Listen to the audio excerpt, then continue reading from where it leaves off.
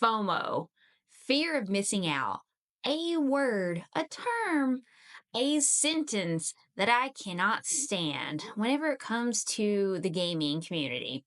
There's a lot of talk about FOMO, fear of missing out, that I've seen a lot of people do, whether it be about Xbox 360, Xbox games, DS, you name it. A lot of YouTubers mention that term. Well, today I'm here to talk about why I think that that's a negative presence in the gaming community. One thing first. Now, whenever it comes to FOMO and talking about games that we like, there's a very big stark difference between the two. Like me, for example, whenever I talk about my collection, people are always like, what games can I get for this amount, like under $20, this and that. And I will tell you guys, what games, that you can get for a good deal, but I never will say, get it before it's gone. You better hurry now. Go get it while the getting's good. I'm not going to do that because that is literally the definition of fear of missing out. I hate when YouTubers or anybody across the board instill fear in people that they're missing out on a game and they're like, oh, they're going to panic buy. That is something that I cannot get behind and I refuse to do. Now, like I said before, there's a difference between what I just said versus what people are actually doing on the platform. And I've seen a lot more of the FOMO stuff going on in the past few years versus what I normally do whenever I just, say, hey, this game is great or this game's not.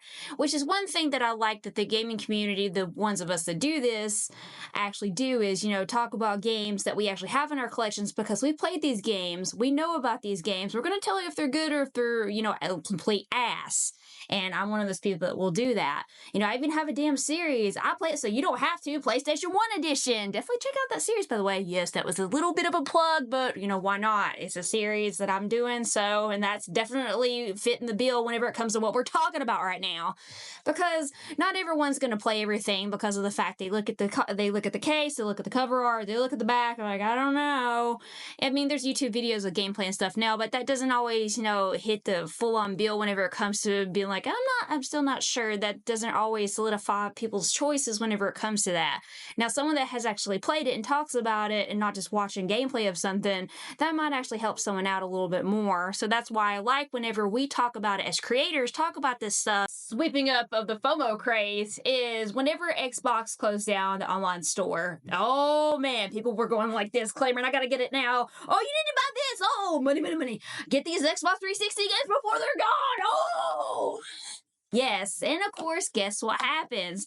Prices are going to go boom like that because people have to have it, and people are creating that fear that they're missing out on something, some kind of gold that's literally slipping through the ass cracks.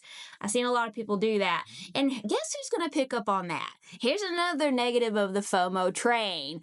Guess what? The reselling community. That's who's going to pick up on it, and guess what? They see dollar signs, money, cash, oh, money, cashmere, oh, plastic gold, oh.